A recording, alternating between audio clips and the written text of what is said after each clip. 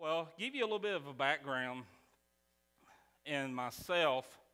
The reason I wear a black tie and the reason I have a black suit on is I am a funeral director slash comedian. I know those two go together real well.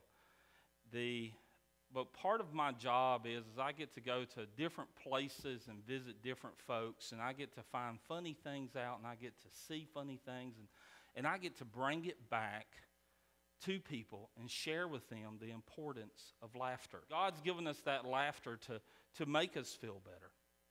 Did you know that the average preschooler laughs or smiles 400 times per day? That number drops to only 15 times per day by the time a person reaches the age of 35.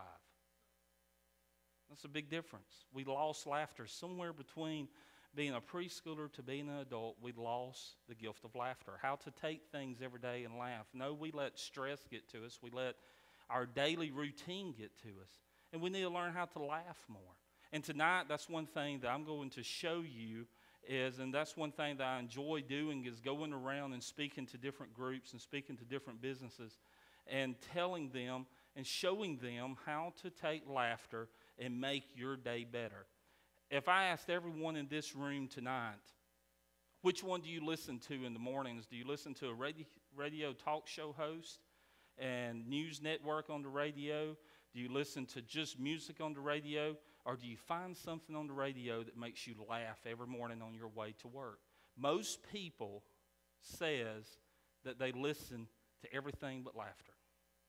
They may find a couple of funny DJs that they listen to that still has a serious part, but think about if you was able to go find your favorite comedian CD and put it in your tape play, in your CD player in your car on your way to work, or if you got satellite radio, you turn it on one of the comedy channels in the car, listen to it on your way to work, and you get to work and you've had the laughter of how much better you're going to feel. But think about how much more productive you're going to feel when you get to work and you start your job because of the laughter that you've had.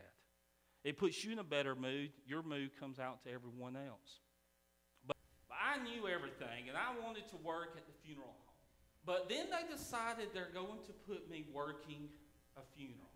I finally made it up to working a funeral. So when I get in there, I ask the family to step out to the lobby. I close the doors. Thought, well, I got to close the casket in order to roll the casket out through the front of the funeral home to the chapel.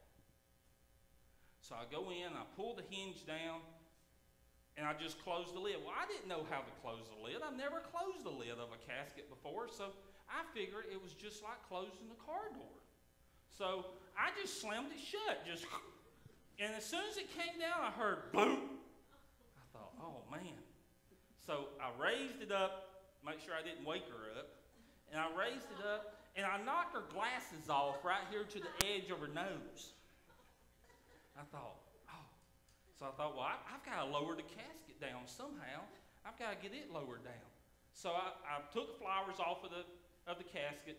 I knew they took these little cranks and they put them inside the casket, and they have little holes at the head of the casket and the foot of the casket, and they can make the bed go different directions. So I put the crank in the foot of the casket, and I go all the way down with it, and I keep going, I keep going, I keep going. Well, finally, this lady, she was a short lady, but she was a big lady. She was about 200 pounds, but only probably about 5'4". So when I got the casket all the way down, the inside of the bed was like this right here, with her head on this end. Well, she slid off the pillow and started going down to the foot end of the casket. She slid about this much off of the pillow. Well, I start coming back up with it.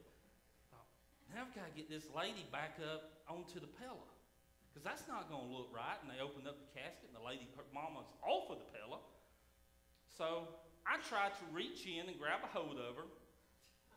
And so I reached in this way, and I couldn't get her. So I thought, well, maybe if I get behind her and I start pulling, I can get up underneath her, I can pull her up. Nope, that wasn't going to happen either.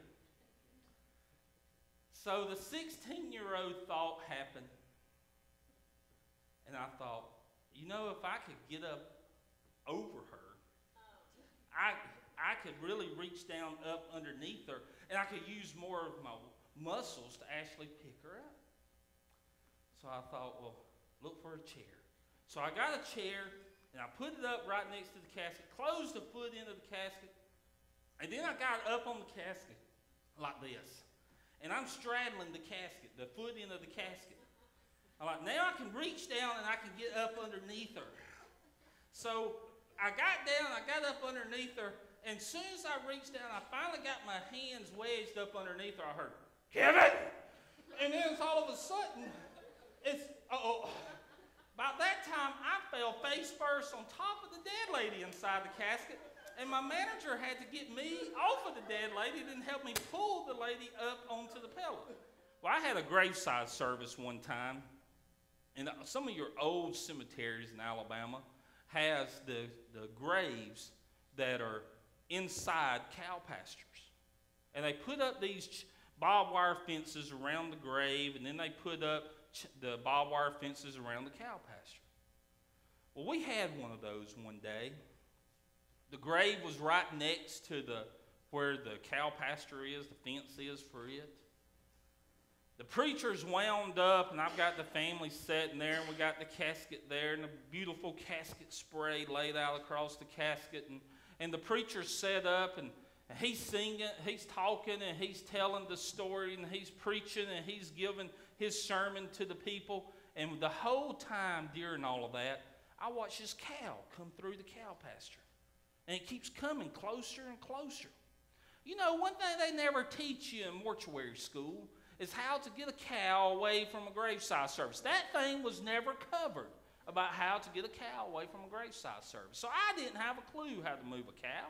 I never been around a cow size of girl I went out with when I was about 17, but I know that was low. I couldn't help it.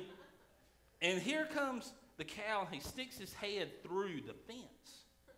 His mouth is about this far away from the casket. And I'm just standing there and I'm looking at him. And you know what I said about that ADD thing? The ADD train just came right through and I jumped right on. Because I'm sitting there thinking, I'm not even paying attention to what's going on. And the preacher must have said something about the cow, because I'm sitting there and I'm thinking, what about that cow's drooling all over that casket? I ain't got nothing to wipe it. Look how big that cow's tongue is. I hope he don't start eating the flowers. I don't know what I'm going to do then. And I really believe the cow got saved that day because he was really listening to the preacher. I didn't know who was going to baptize him if he did, but I think he got saved. But I zoned back in, and I hear Sister Sue's now going to come and sing. Well, folks, one thing I've learned in 20 years in the funeral business is people lie. Because somebody lied to Sister Sue and told her she could sing.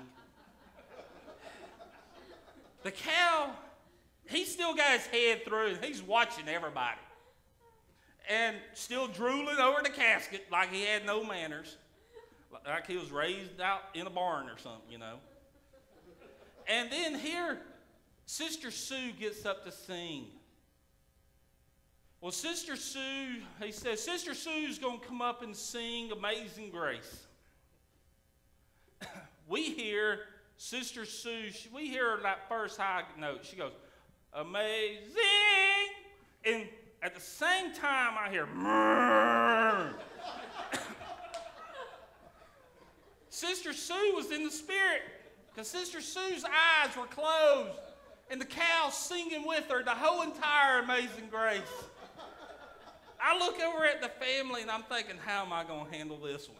First you got the cow drooling on the family. Now you got the cow singing with the Sister Sue. I looked over at the family and they're sitting there and they got their head out, but you see them just bouncing like this right here. Sister Sue, she's still singing. The cow's still singing. He didn't have his eyes closed, by the way, just Sister Sue. The spirit never came into the cow, I don't think. And here comes Sister. I look for the preacher, and the preacher already abandoned me. I see him getting in his car back there.